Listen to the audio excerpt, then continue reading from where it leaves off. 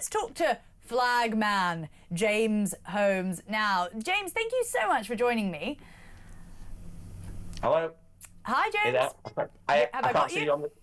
Yeah, I can. I can't. There we go. Oh, you can see yourself there on the screen.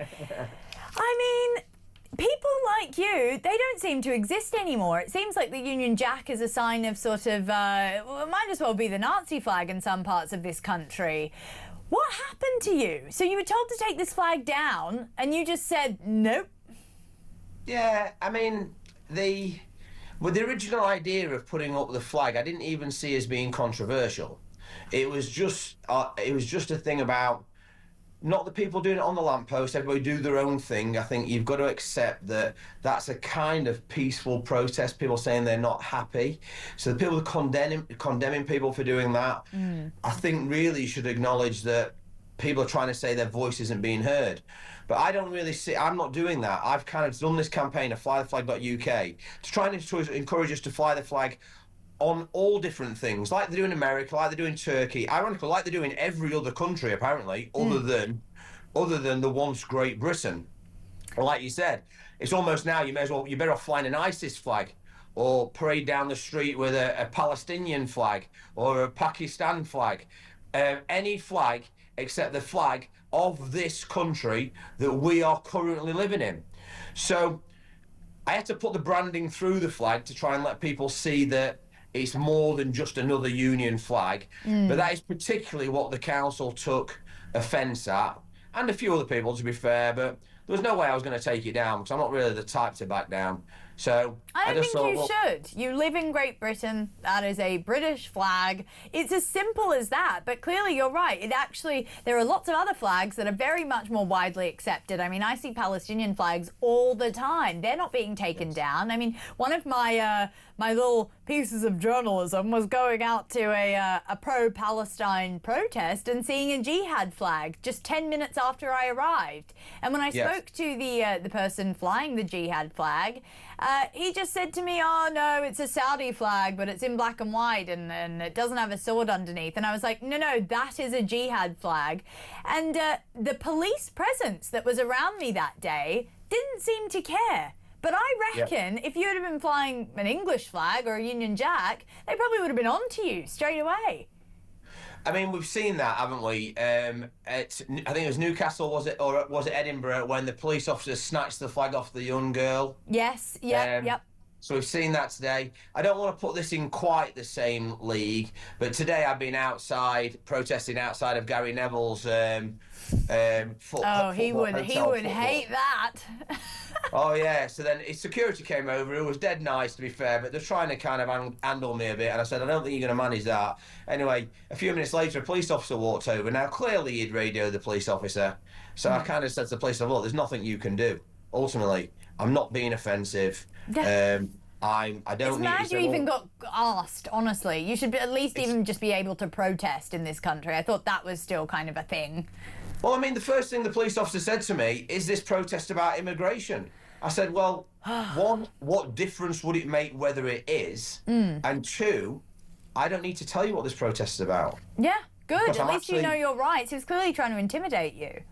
Yeah, and they were nice, don't get me wrong, but it was kind of that kind of subtle intimidation where when the council have tried to do this at Chesterfield, I've gone, well, I mean, all right, I got a little bit lucky that Storm Amy tore the other one down, so I didn't have to kind of... But I've still left the one up on the flagpole that has got the branding through it, and obviously then I've rolled out the biggest flag in Britain now on that building. However, I nearly made a mistake because I could have made it 2 meters bigger. And now just imagine if it would have been a little bit smaller than the Guinness Book of Records. I could have been... Oh, is that what the record is? I could have needed that extra 2 feet, but I thought maybe 100 foot is big enough. Look, this has got to cost some money. Is this costing you like a ton of cash to keep rolling out? Because I've gone to buy a flag a couple times, and they're not cheap. And that's for kind of the slightly smaller ones. How much does this cost you? So this one was £2,500 from UK printing company at Cloud and Chesterfield. So British made in Britain. Yep.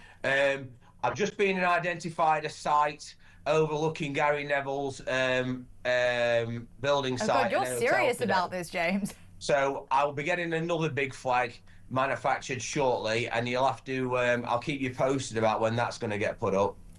But I'm sure he's going to Please be. do. Hey, I'm sure he's going to need to get some extra meds. You know, some tramadol or some what do you call it, propanolol, because he'll be shook, won't he? He'll be Yeah, he so will. shaken by it. You know. Oh, you're a middle-aged white man. You're sort of the the biggest enemy of Gary Neville.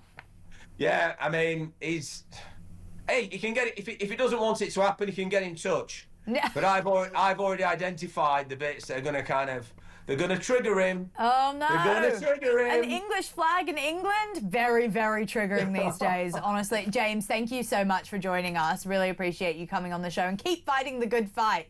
Honestly, you're a true patriot. They don't make them like that. They really don't anymore. I mean, Byron, what is going on? Look, I think James is absolutely amazing. He's fantastic.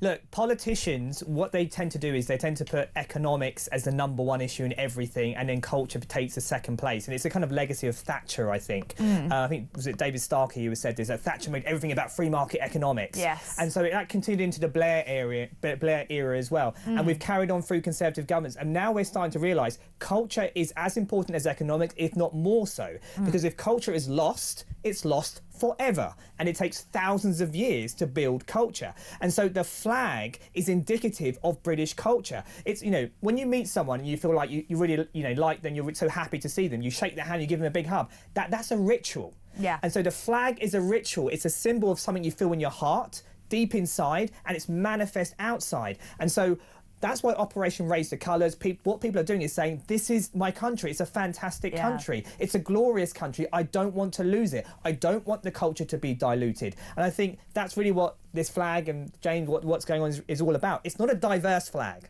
Like Keir Starmer likes to always tweet and say, the Union Jack is a very diverse flag. It's not. It represents the history, the successes, the immensity of and the glory of this country that has been forged over generations, over centuries. So it's not a diverse flag. You know, it's not a flag that represents the globe. It represents these islands. And so that's what we should remember, I think. Keir Starmer would love a globalist flag, wouldn't he? Did you see them waving their Union Yeah. Jacks at their conference? Look, they will feel so much more comfortable waving a Palestine flag, wouldn't they? 100%. They would look more at ease. Optically, for us, it would be more at ease as well. But it was so awkward watching them just wave that Union Jacks. Like, you don't really believe in this, do you? Every press conference they do now, it seems like it could be a far-right rally because they've got a bunch of Union Jacks behind them. It's sort of very weird, their complicated relationship with the flag. They're now using it to almost like buy back votes. But sorry, too little too late, Labour. Labour are split in so many directions. They want to be the Green Party, but they know they have to be more like Reform. So they're kind of like standing and serving in two masters at the same time. That's the problem.